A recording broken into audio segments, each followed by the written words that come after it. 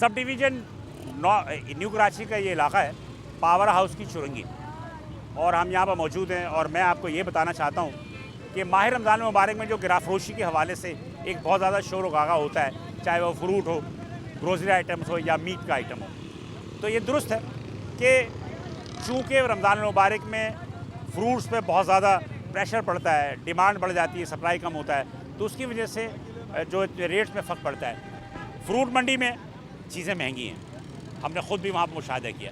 अब बात यह है कि यहाँ पर जो ठेले फरोश जो यहाँ बेच रहे हैं, यहाँ सबसे बड़ी बात ये जो वायलेशन है वो ये कि गवर्नमेंट या कमिश्नर कराची वो फ्रूट मंडी के हिसाब से सरकार का रेट जो है वो तय करते हैं। लेकिन सवाल ये पैदा होता है कि अक्सर यहाँ पर ठेले वालों ने कहा कि वो कोल्ड स्टोरेज से माल लेते हैं।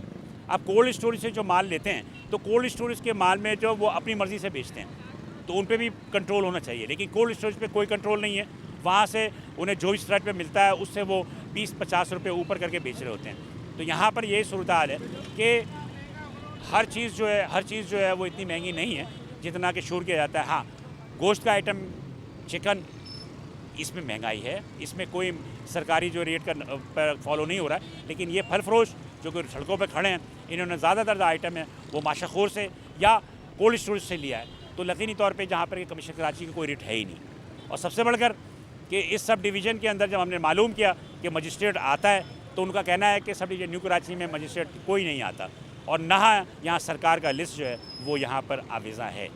तो ये किसकी ज़िम्मेदारी है? ये ज़िम्मेदारी हुकूमत की है, जो मुतालिका सब डिवीज़न के असिस्टेंट कमिश्नर है उनकी ज़िम्मेदारी है।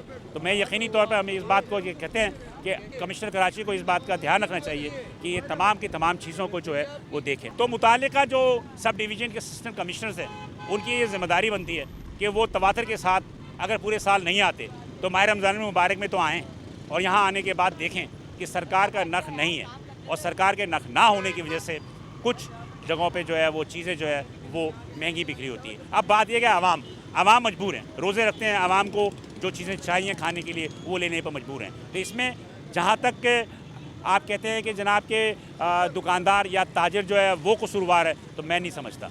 इसमें कसूरवार सरकारी अफसरान भी हैं, और सरकारी अफसरान को भी अपनी रवश को तब्दील करना चाहिए। जी।